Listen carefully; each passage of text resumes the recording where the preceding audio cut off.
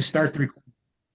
Okay, so let me go back to what I was saying, right? I mean, people engage in this motivated reasoning, including trying to promote and protect their identities. It's not just I see the world in a self-serving way to allow myself to make more money. I see the world in a self-serving way because I want to feel good about me.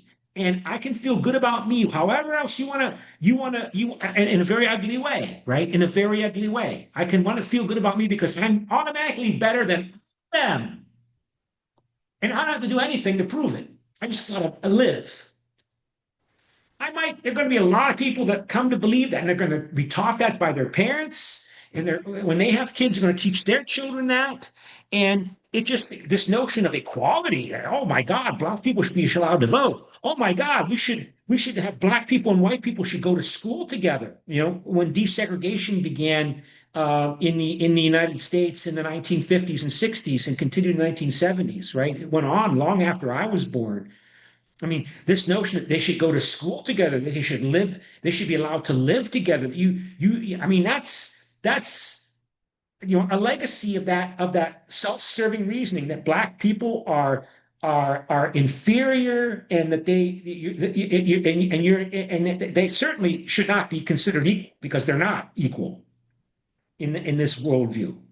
And the indicator of equality is the right to vote. And you go say a step further, right? If you're going to try to bring about genuine, not just political equality, but like socioeconomic justice, there might need to be some kind of effort that made to compensate for the fact that even after slavery was ended, then there was official segregation called Jim Crow. And that continued into the 1960s after I was born. That continued in the 1960s. And so black people, they were not allowed to go to good schools. If any schools, they tend to be less well educated. They weren't able to get good jobs. If they couldn't go to good schools, they're not going to go to universities.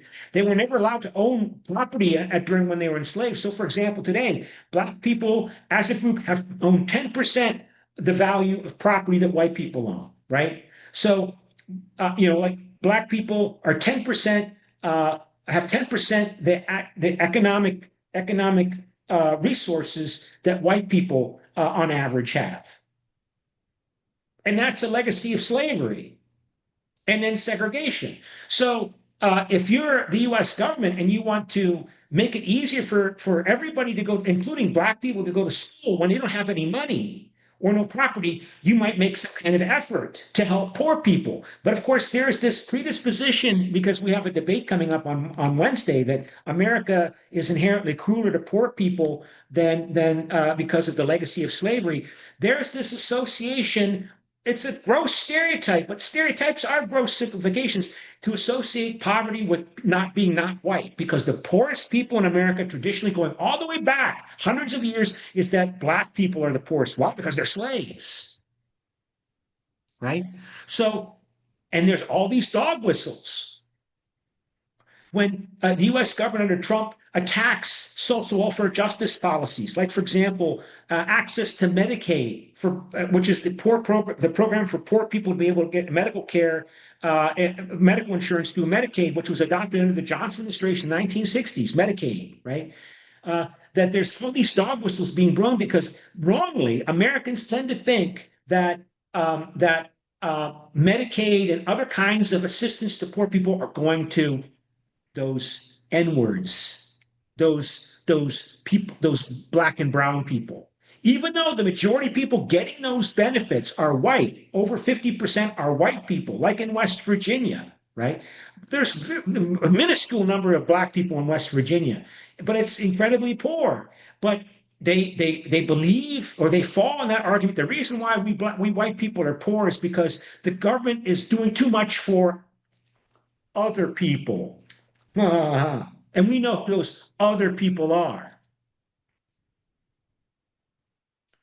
It's stupid. It's irrational. I hate that term. But it's politics. It works to win votes in America.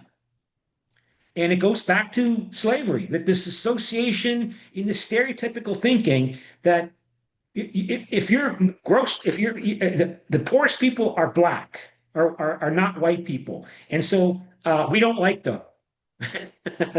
If you're poor, you're a bad person. There's something wrong with you. You know, that's that viewpoint, and it goes back to some religious thinking, right? That in America, if you're poor, it's your fault. There's something wrong with you, and Americans want to believe that because they want to feel good about themselves. I have no social obligation to social justice policies that require I pay taxes to help those poor people who are irresponsible, who are so, and that's all. I think that has to be an important legacy of slavery, and the stereotypes and self-serving reasoning that produces stereotypes to reinforce that. And so, for example, what are some of the reflections of this? So the Southern, well, we got to go. We should go to our exercise here. So I have to talk about these in other times, but maybe I will talk about it now. The Southern Poverty Law Center, right, is maybe one of the most uh, uh, influential civil rights organizations that fights for social justice and fights against racism in the United States. Is the Southern Poverty Law Center, and it was created in 1970, early 1970s, in 1971. And this is a really reputable, important non-government organization in the United States that monitors hate groups, that monitors racist, militant, racist movements, and combats the Ku Klux Klan. But the point I wanted to highlight here, and we'll come back to it, is its name, the Southern Poverty Law Center. In other words, it even says it's in its name that the racist behavior, race hatred, militant white supremacy has its association in this stereotype that's a legacy of history that that that if that of the association of poverty with race, and that if you can get rid of poverty or end poverty, that you will radically weaken racism in the United States, right? So that this association of being poor with racial identifiers. So and that's so that's just I just wanted to highlight that there's this stereotype, right, that Donald Trump plays with. Not and it doesn't appeal to everybody. It doesn't even appeal to most people, but it appeals to a core group of people. That's why they often say Trump's base. I'm not so certain if this is true, but like they're less educated people, right? That if there are economic problems in America, it's because of big government, and big government is big because it's been intervening particularly since the 1960s, to engineer American society to help the poor people, the blacks and Hispanics and others, through racial government policies, and not just through social justice policies, through government hiring. So one of the first things that Donald Trump did after he was reelected was attack the federal government, to attack federal government agencies, because this belief, and I heard it from my family, just among my family, right? That the federal government, if you want to get a job in the federal government will give preferences to people that are not white men. They'll give preferences to not white heterosexual men. That the federal government is trying to provide implicit reparations, implicit compensation for structural racism, historical structural misogyny, hatred of women, historical structural homophobia, by making sure that they give preferences to black people, Hispanic people, women, and gays, and transgender, to compensate for the structural innate racism and misogyny and homophobia in traditional conservative white church-based Christian culture. That the government doesn't even respect religion. The government thinks religion is a source of traditional bigotry, and of course the opposite of religion is science is the opposite of religion, right? And that's why it's attacking science. It's attacking scientific research. It's stopping funding going to universities. It's attacking and undermining research institutions funded by the U.S. government that in research in health and diseases and other. Why? Because this is all part of the U.S. government to engage in social engineering through their hiring policies of government agencies, not just direct government policies to help poor people. These government agencies are somehow suspect in this worldview of people like Russell Vogt, who's a strong Christian, I guess, and he's the office of the what is it? Who's Russell Vogt, right? Vogt here. Yeah, Russell Vogt, American official. This guy, right? He's overseeing this attack on the U.S. federal government, and he had help with Elon Musk and Doge. Director of Office of Management and Budget. And this belief that the entire federal government is undertaking, and it's, of course, aiming to undermine the influence of churches and religion in America, not officially, of course, not officially, right? But by promoting science, which, of course, and of course, all of the organizations that are involved in doing scientific research somehow are part of this process by the U.S. federal government to improve America in the vision of people like me and college professors at American universities that view all of these traditional American values that a family should be involve a man and a woman who are married and they have kids inside of marriage, and that the man and woman, and of course this notion that marriage is and a traditional family is a legacy of heterosexual patriarchal oppression, you shouldn't have to be married and have a husband if you're going to have a baby, and it's your right to have a baby, and the government should support you having babies even if you're not married and don't want to be married, and all of that's outrageous, right? From the perspective of these so-called traditional American values they talk a lot about. And that's why they're leading this attack, not just on social welfare policies, government agencies, because they have affirmative action, diversity, equity, inclusion policies that you got to make an effort to, if you're going to hire people in your agency, your government bureaucracy, so that your agency and bureaucracy looks more like America overall. You should have, not everybody working for your government agency should be white heterosexual men. They should be, the big part, maybe half should be women, and there should be a lot of black people and Hispanic. And if not, then there's some kind of structural racism underway that prevents you from that disincentivizes that you would be fighting the implicit, hidden legacies of slavery that make it funny to think black person become a college professor. Black people are not smart.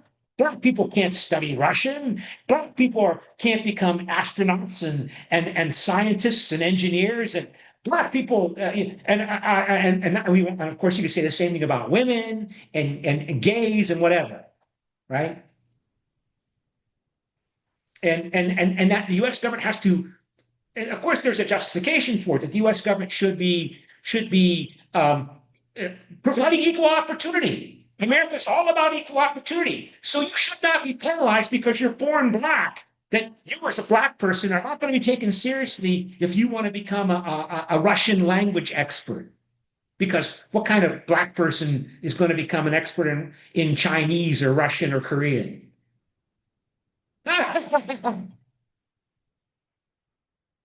You can see,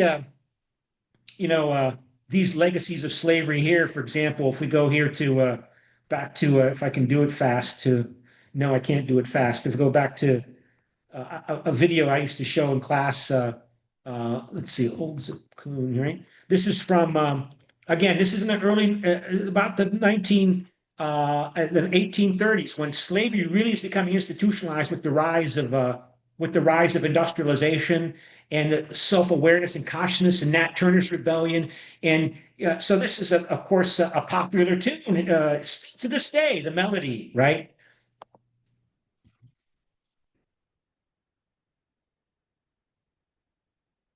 So coon is one of the many slanderous names for black people, like the N-word. I'm not supposed to say it. Coon is another nasty term for black people. It might have a relationship to Portuguese rule term for encaged person that was brought over as a slave. So this name of the song is Old Zip Coon, right? Old Zip Coon is a learned scholar, it goes on. So if we do this, go back to, I'm sorry, go back to, sorry, I hit the wrong button there. So go back to share again. And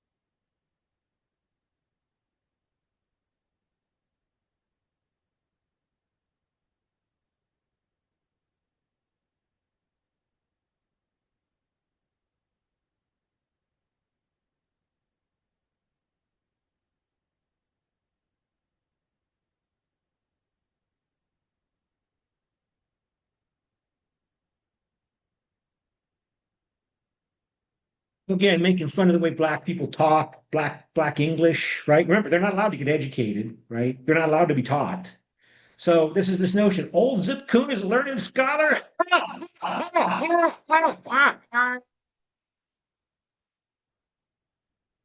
ridiculous. Old Zip Coon is a learned scholar. And you still have a legacy of that. And the US federal government should be intervening to try to make it so that we have equal opportunity. So if you're born black, you don't face a life people putting up obstacles to you because they're not going to take you seriously because you want to become an engineer or an astronaut or a professor, right? So, it sounds obvious, but again, this resentment among a core portion of the Trump's base against all of these efforts by the U.S. federal government to deal with this legacy of slavery and Jim Crow has produced the Trump phenomenon. So let's go back to our class exercise here. So of course we have a civil war that's going to end. Um, Official old style slavery. What's this? Somebody's got a question to me. Oh, no question. So old style slavery. So we go back to Wikipedia, and here you go. And we have here the election of 1860. And of course, everybody knows that war is coming. Because the pressures are building in United States leading up to 1860, and of course, maybe you could say war was inevitable, maybe not. When James Buchanan got elected, he got elected, again with the hope that maybe he could carry out some kind of compromises, oversee some kind of compromises to try to prevent what most people expected was coming. The South was going to try to secede from the United States because they wanted to adopt policies to try to maintain their way of life, their agriculture, slave-based agricultural system, economy, and way of life, way of existing, way of self-identifying based upon slavery. And of course, these are the four candidates running for election. And you've got Stephen Douglas, of course,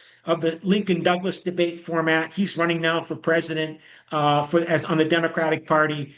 Breckinridge was a former, I think, vice president or no, I can't remember. I think he will become a vice president under the Confederacy, I believe, when he'll lose this election. Abraham Lincoln will win, and John Bell. I think the purpose of this party was try to avoid civil war, anything to avoid civil war. And of course, here's the election results at the time in terms of the Electoral College. And so, as we do our exercise here, we go back to Cyber Campus and stop the share, and when we do the share here on cyber campus. And so we go then to material here, and we scroll down, and you can see in week 6 um, the different factors. So now I have to divide you up into 5 different groups. Now I can use Zoom's really nice capacities to divide you up into groups. So group 1 will be Lincoln. Group 2 will be the northern factory owners and merchants. Group 3 will be the northern workers. Group 4 will be the southern plantation owners. And group 5 will be the western farmers. And you have to, if we see here, if I can find it here,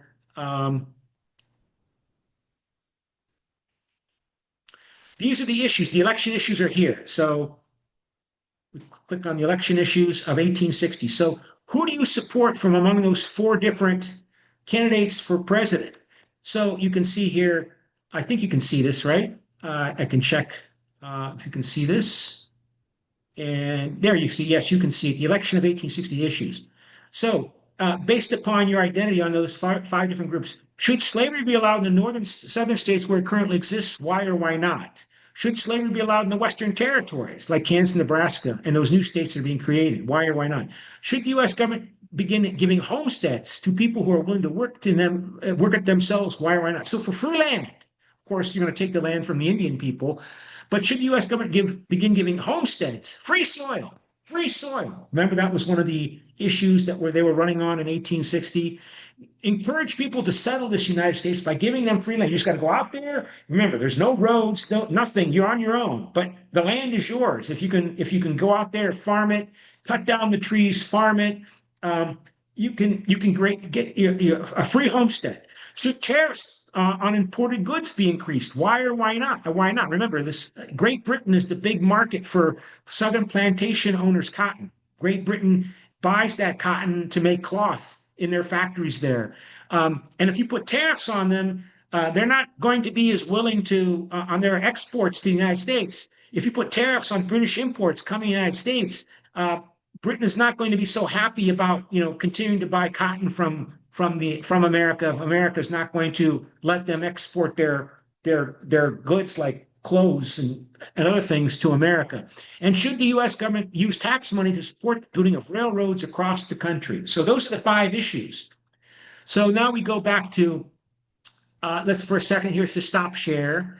And now we go back here to breakout rooms. So remember which groups I put you in. Group 1 was Lincoln, group 2 was whatever those groups were. So we go to the breakout rooms. And so now I'm going to create 5 different groups out of all the people that are here and assign automatically and create. And there you are. You can see here that Clara Poloni, Zhao Juting are and Juju are in room 1. In room 2, it's Audrey, Perrine, Sarah, and Veikaran. Room 3, it's Mary Lou, Won Jun, and Sun Su Won. In room 4, it's Chloe, Cirele, and Xinxie Piao Liao in room 4. And in room 5, it's Imamura, Ina, and Yi Min Hyung are in room 5. So we go back here to share and just remind you of what your positions are. We go back to the cyber campus, and of course, don't want to hit the wrong button there. And we go back to, so I have to stop share, go to share, and go back to cyber campus. Oh, I think I always was at cyber campus. Sorry, I made a mistake there. So yeah, group 1, let me see. Group 1 is, go back to material, and group 1 is, again, I said it was Lincoln. Let me see, let me write this down. Lincoln, and after that is Northern Factory Owners is 2, and group 3 is Northern Workers. Group 4 is Plantation Owners, and group 5 is Western Farmers. So yeah, so let's see if I can edit this. Rename group one is Lincoln. Room two is yes. So rename yes. So room two is Northern Factory Owners.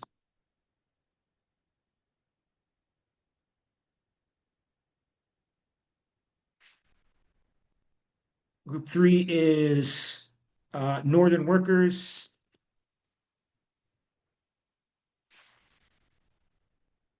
Group four is Plantation Owners. Boo! Plantation Owners. Boo! And group five is rename is Western Farmers.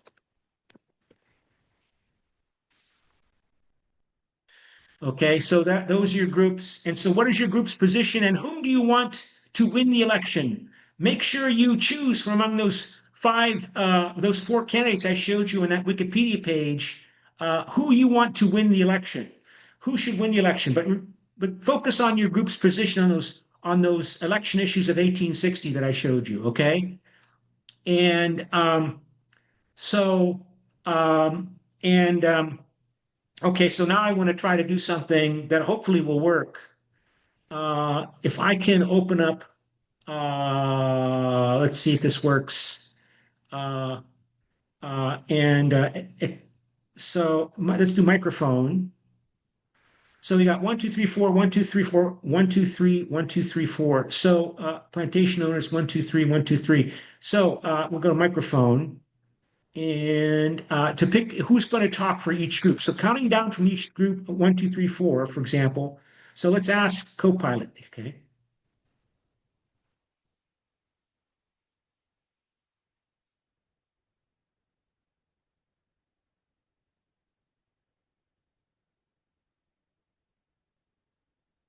And is it going to let me do this? Copilot, pick a number between 1 and 4. It didn't work.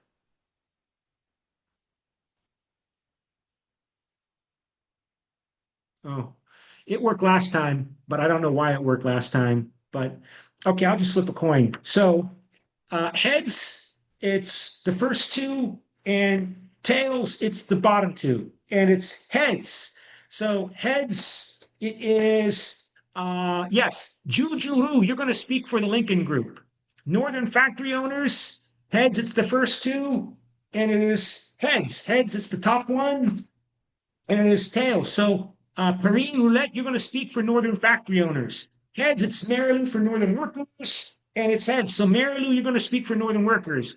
Plantation owners, Chloe, you're ahead, and it is heads. So Chloe, you're going to speak for plantation owners and Western farmers. Imamra Ayuna, you're going to be heads, and it is tails. Ina, you're ahead, and it is heads. So Ina Moon, you're going to speak for Western farmers. Okay, so that's your assignment, and so work together to prepare your groups to make your presentation on your group's position on those five electoral issues. Okay, so I'm now going to open up all rooms, and uh, okay, so join the rooms. Join the rooms. You now should join.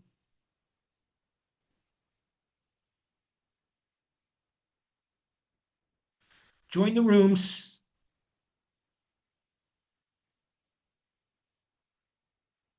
Chloe, join room 3, Chloe.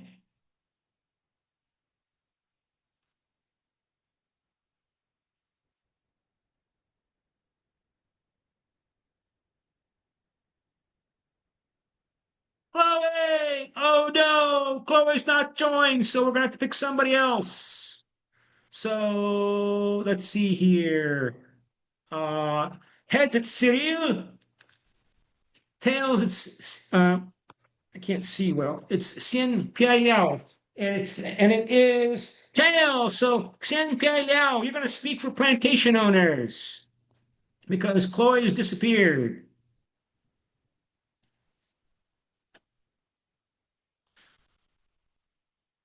Yeah, Xian Piao Liao, you're going to speak for plantation owners because Chloe has disappeared.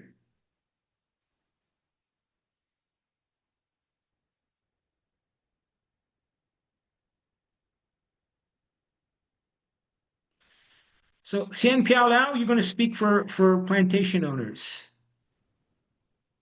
Okay, yeah. So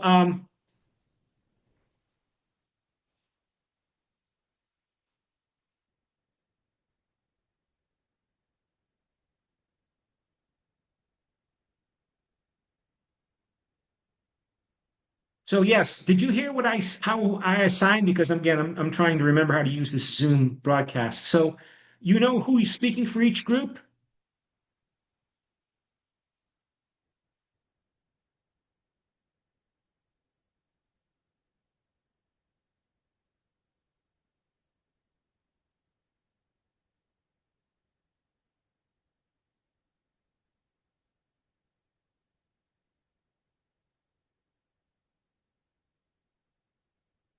So Ina Moon is speaking for Western farmers. Xian Piao is speaking for plantation owners. Mary Lou is speaking for Northern workers. Northern factory owners. Did I assign somebody? You, who did I assign? Was it Sarah? And for Lincoln, it's Jujuro. Jujuru is going to speak for the Lincoln administration.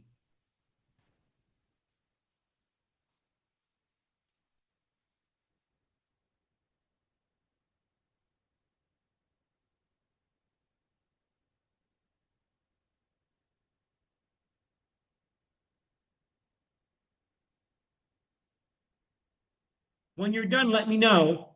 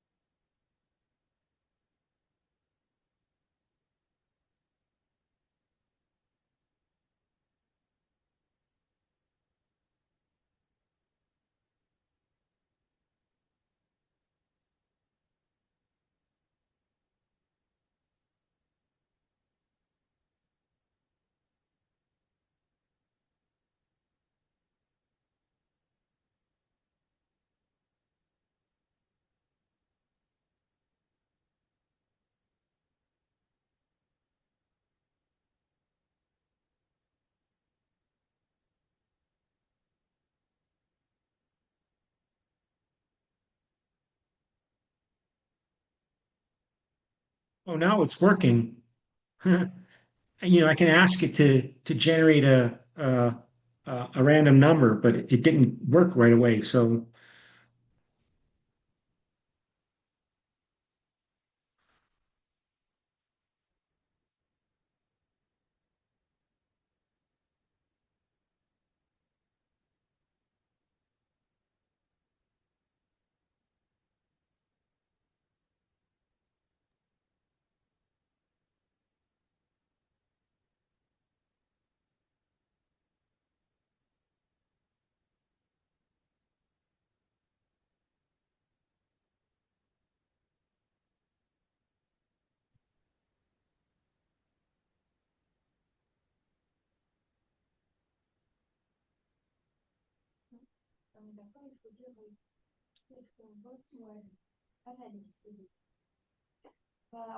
J'ai fait on sait que par rapport à Abraham.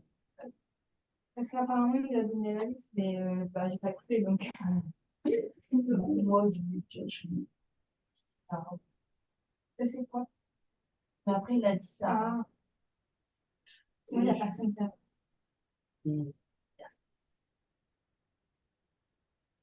Mais moi, les Chloé, elle est même pas. Elle doit pas être là. Je suis sûre qu'elle est là. Parce qu'elle elle s'était pas connue. Voilà. Ah oui. Et l'autre, elle. Si j'en parle. Ouais.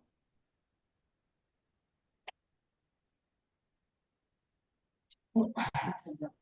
Surtout que moi, c'est ma coéquipière qui doit parler. Elle répond pas à rien. Je lui ai envoyé un message. Non, mais oh, on va et on a un truc à rendre pour demain. Non, dis, pas sympa. En fait, c'est pour de cours normal. Oui, connard. Ah, il me fait chier. Ah, c'est mon Chloé à répondre. Du coup,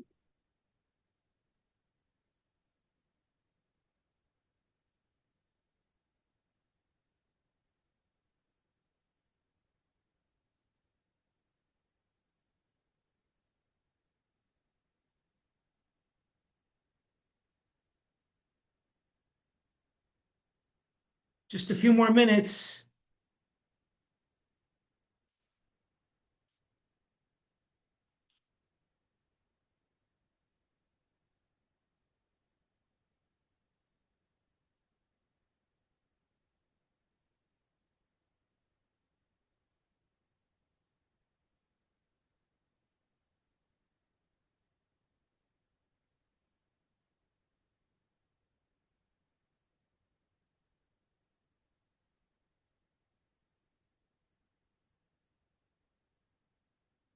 Are you ready?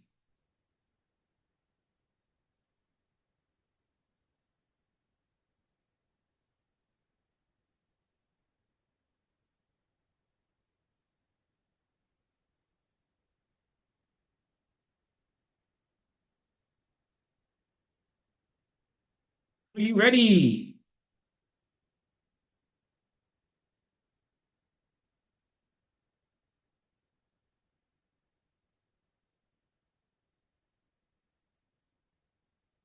More minutes.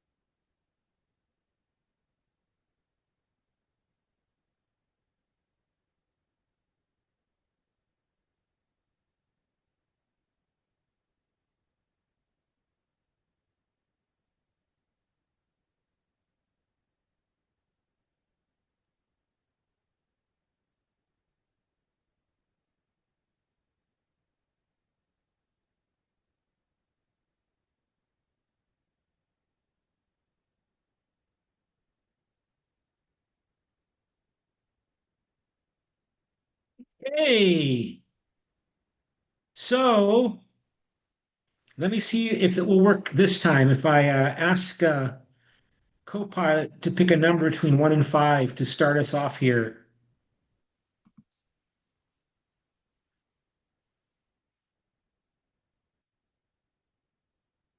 Pick a number between 1 and 5. Okay. Number three. Okay. So number three is, let me see here. Go back to breakout rooms. Number three is one, two, Northern workers. Hooray, Northern workers. So Mary Lou, make your statement as to your group on the debate top on the questions that we were asking. And so again, to open up those questions.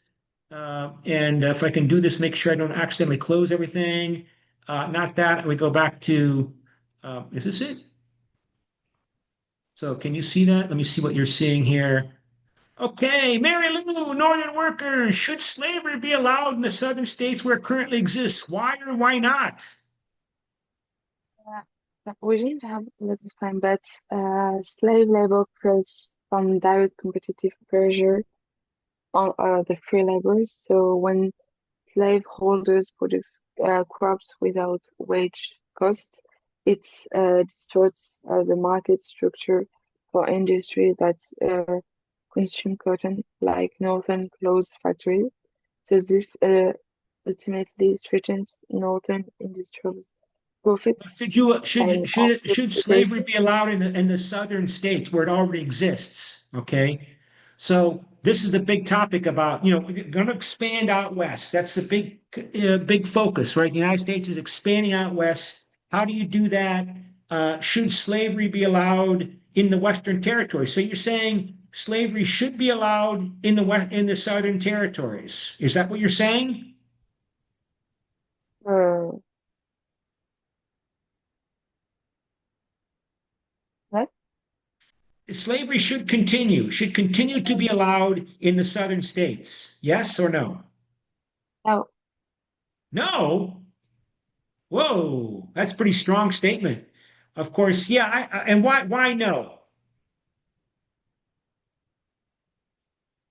because it's caused some damage on northern industrial and it's destroy our job security. Because of the southern interests are not really supporting the policies that you would like to see the government. You would like to see the government do more to, for example, create more jobs. And as a northern worker, creating more jobs means like building railroads, right? Adopting pro-industrialization policies. So those southern states, with their hostility to tariffs, because you want tariffs on imports, so to protect your own industries, so that you can get jobs in those industries, right? So you're saying basically, if you're a northern worker in this new emerging industrializing economy, the era of industrialization, the industrial revolution, these southern states, not only should we not allow them to expand territory in the West, we shouldn't even allow them to have slavery anyway. Not necessarily because we think enslaved people are human beings and should have their rights, but because these southern powers, these southern political actors, these southern plantation owners with their big political influence, they want a government that doesn't do enough to make jobs for us, to promote the new industry, to imports from Britain. They're always getting in the way of creating more job opportunities for people that are not slave owners, that are just poor people that want a job.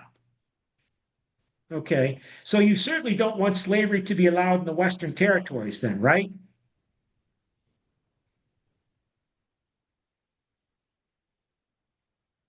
I mean, if you don't even want to continue to allow slavery in the South, you don't even want to allow slavery.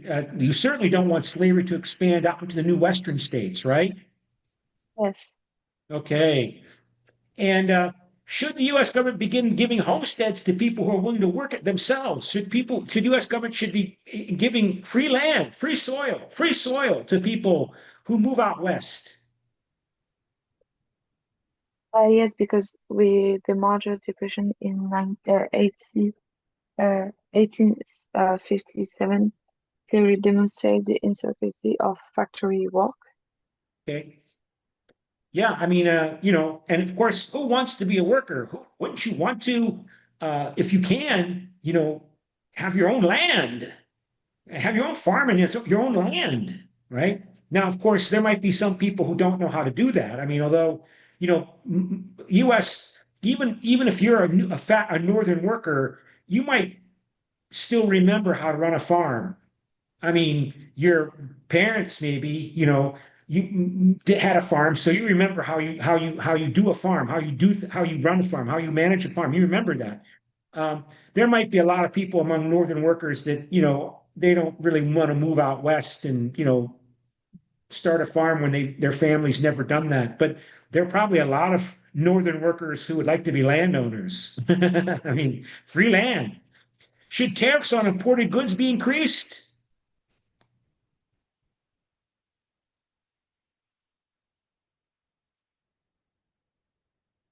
Mary Lou?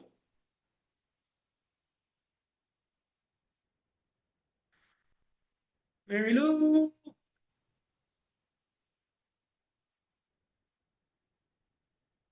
Hello?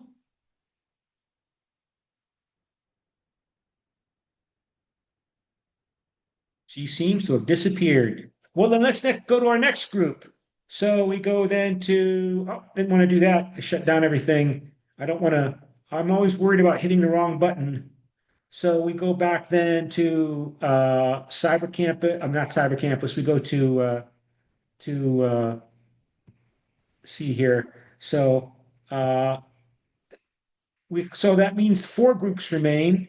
So is it going to allow me to do this? So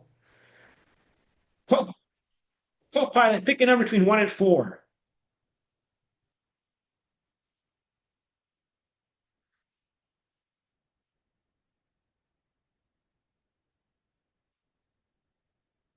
No, no, no, no, no, no, no, no, no. Just pick a number between one and four, co-pilot.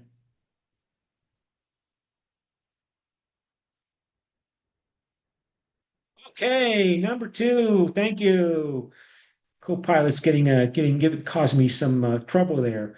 So, so we go back to number two here, and let's see. Can you see that? Yeah, you can see. So number two is which group is number two? So number two is um, um, Northern factory owners. Hooray! Northern factory owners. And so breakout rooms. Who is Northern factory owners? It is stop share. Northern factory owners is group two, and that is, was it Perrine? Did we ask Perrine or Sarah? Which one of you, Sarah? Did we ask you to speak or Perrine? Yes, Sarah. Okay, it's Sarah. sorry. Okay. So, So, sorry. so for our statement, we would like to vote for the Republican Party and allow slavery in the southern states because we rely on cheap cotton from the south and we want to avoid conflict that could hurt our business. And we would like not to allow slavery in the Western territories because expanding slavery could increase southern power in Congress, which would threaten our interest. And we want high tariffs to protect our products from cheaper foreign goods, especially, for example, those coming from Britain. And we also believe that the federal government should invest in railroad and canals to help us to sell our products and have better transportation could help us selling more goods and make more money. Okay. So, but good. So again, could you tell me, do you support allowing the southern states to continue to have slavery? Uh, yes. Yeah. I mean, as I told you, right, there was already this concern. I mean, people were talking war for a while. It was probably going to be inevitable, right? I mean, so that's a big deal. I mean, that's obviously a big concern. So if you're certainly going to have war if you insist that the southern states, the southern states abolish slavery. It's not going to happen. But can you keep them peaceful? And of course, you can see later you can't keep them peaceful because they will decide after Lincoln is elected. Lincoln will win the election.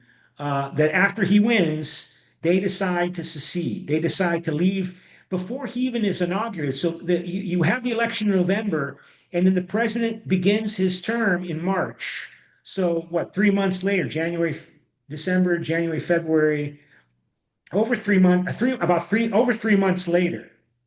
And so in that 3 month space between Lincoln getting elected and being inaugurated as president, all the states, the southern states, vote in their state governments to leave the United States and create their own country, the Confederate States of America. And so that and then of course they after they leave and Lincoln becomes president in March 1861, they demand that the U.S. federal army leave a fortification in South Carolina at Fort Sumter, and they don't leave, and so the Southern military begins firing on the fort to take it from the Northern government, and that's the start of the Civil War.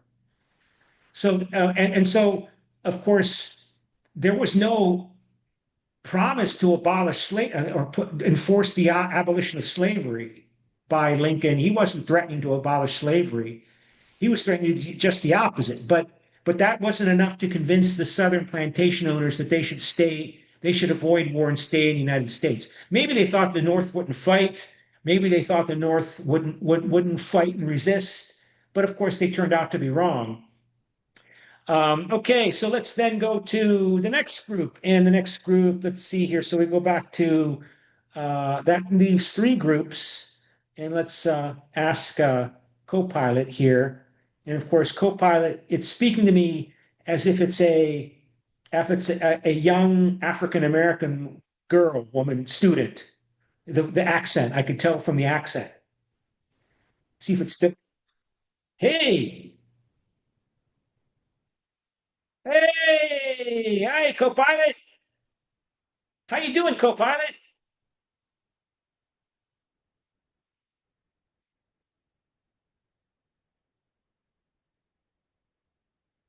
Hey, Copilot, you don't need to worry about that, Copilot. Just pick the number between 1 and 3.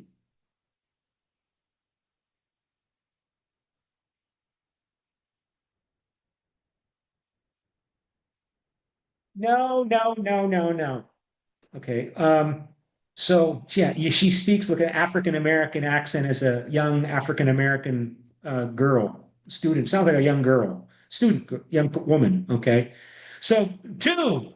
And so we go to group two and see that's we already did Lincoln is one. We did Northern factory owners and Northern workers.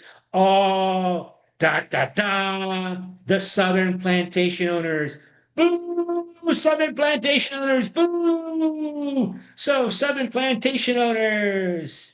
And so who was speaking for Southern plantation owners?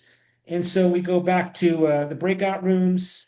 And I guess I got to stop the share to find the breakout rooms. So that is Cyril, Cyril, Cyril. Okay, Cyril. So Cyril, let's see, go back to the share screen. And Cyril, tell us the position of the Southern plantation and slave owners on the topics on these questions. So, should slavery be allowed in the Southern states, Cyril? Cyril?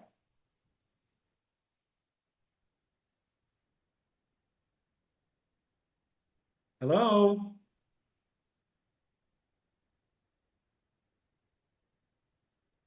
Oh, Can you hear me? My mic yes. doesn't work, so we thought that I could speak instead of Cyril.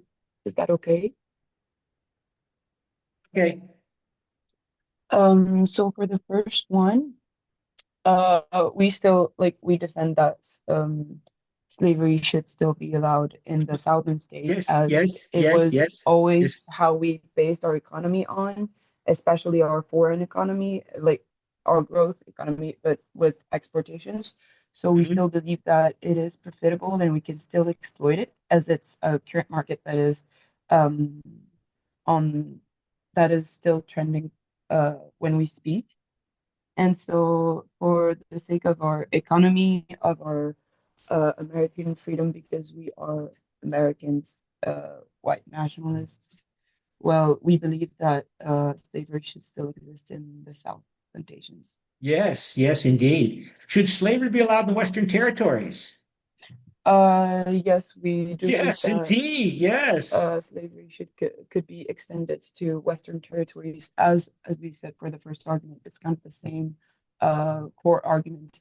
It's the way our economy works, and we based ourselves like this on for decades. So changing it like from I don't know how to say in English, but like from a day to another, just saying no, now we cannot base ourselves on this. It's our whole construction pattern that we need to revise, and we can't do this unless we have multiple decades to train and progressively stop using slaves. But this won't work. This will just make our economy go down, and this is not what we want. Okay. Yes, yes.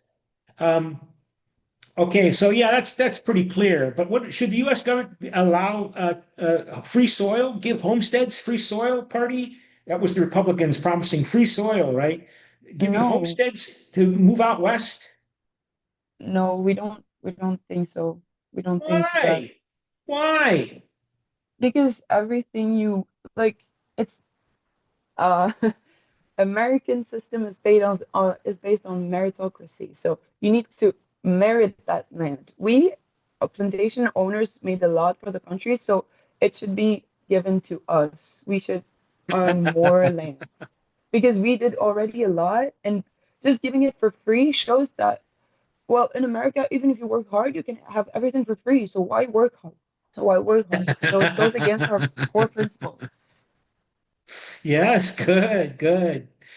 Um, Okay, yeah, because we all know what's going to happen. There's going to be a war. So even as I'll show you in the time remaining when we get done about how Abraham Lincoln is saying, "I'm not going to threaten slavery. No, no, I don't want to abolish slavery. Each state should decide. No, no." Still, the Southern plantation owners that they decide they need to leave because there are forces at work that go beyond the words coming out of Abraham Lincoln's mouth. He might not even want to fight he might not be lying. He might really believe he's not, I'm not a threat to slavery. No, but there are forces at work that they know are at work that as the North continues to develop, as more and more immigrants come in who don't like slavery, who want more industry, who want more land, that the Southern slave owning economy and the government policies around it that support it and protect it, they're going to come under more and more pressure because they're getting in the way of creating of supporting new emerging economic and social forces that slavery is just obsolete, right? It's obsolete. I mean, get labor by buying a human being for the rest of their life. I mean, that's really wasteful. I mean, it's much more efficient in the emerging economy of industrialization to buy people's labor as a commodity. I buy your labor for a day, a week, a month, and that's it. I don't have to buy you as a human being, right? And promise to, let you live and maybe take care of you. And in return, we create this kind of civilization. That's and all of the policies to support that, they get in the way. They're just you're obsolete. And you know it, but you like what you got, right? So we only have 6 minutes left, so we should go on to the other two groups. So let's see, ask Copilot again. Hi, Copilot. Hey, Copilot, stop. Could you pick a number between one and two?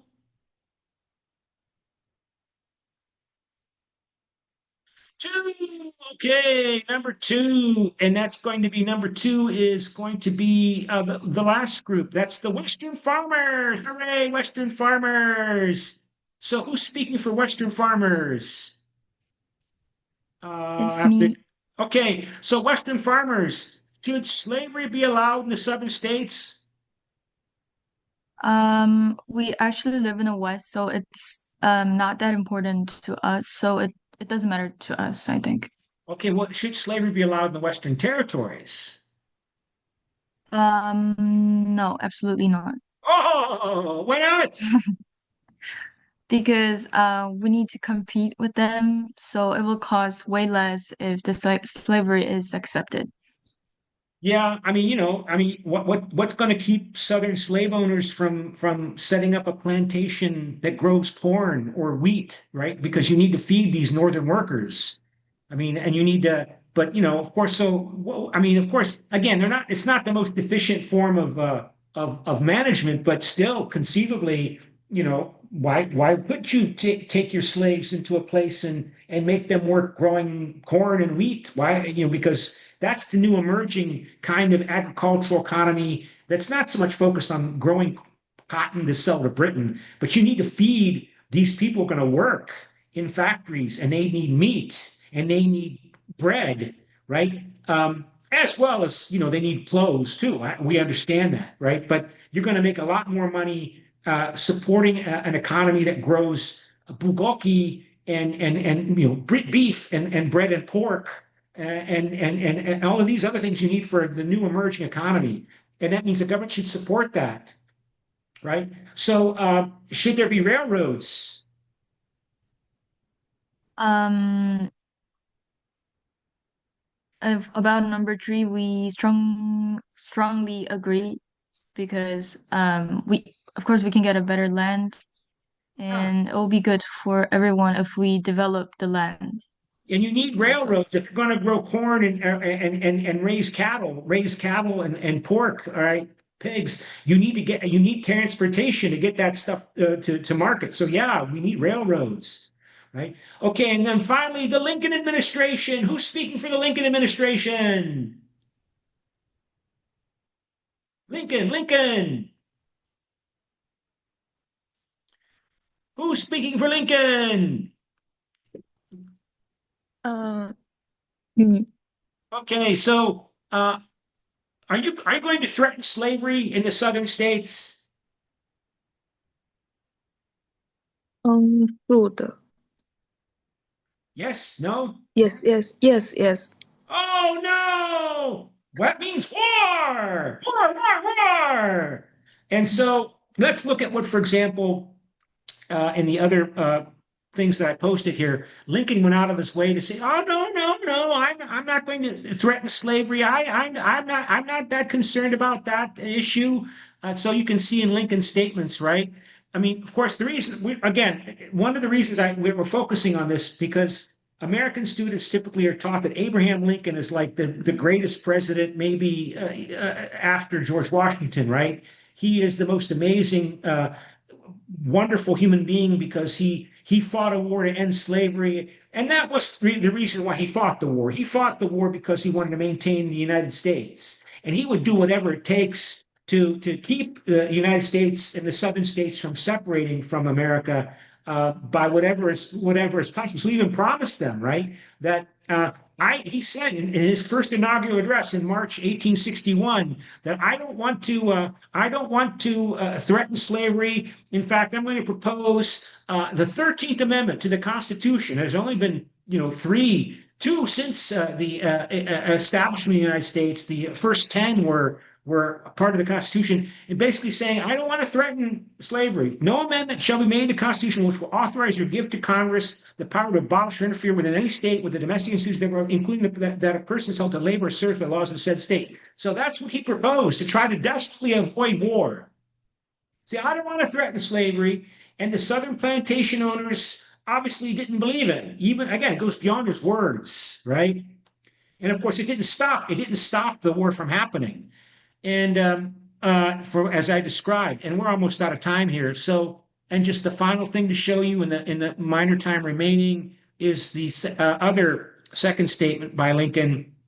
We scroll down here to other Lincoln statements, and of course, the war would eventually happen, and would soon happen. And you can see here, Lincoln in 1863, when the North won, the northern states won a major battle, the Battle of Antietam.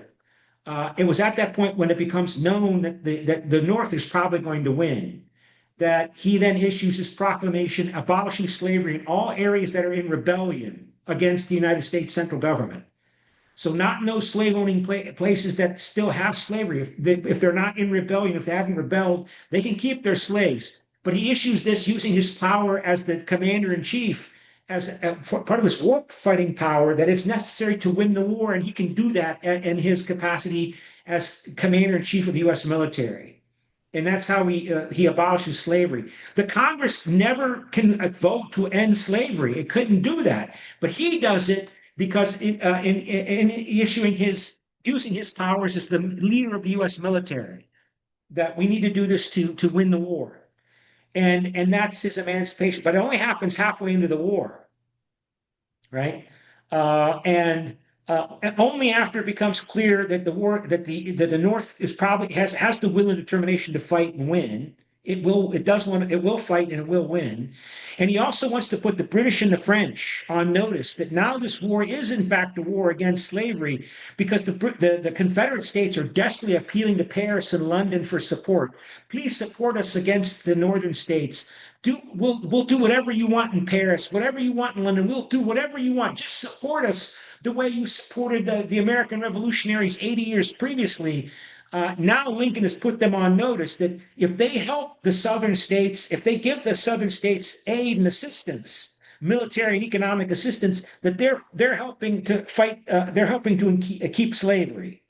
Because now Lincoln has made it clear that this war is against slavery, partly to make sure that Paris and London don't intervene on the side of the southern states. So that's it for today. And do you have any questions?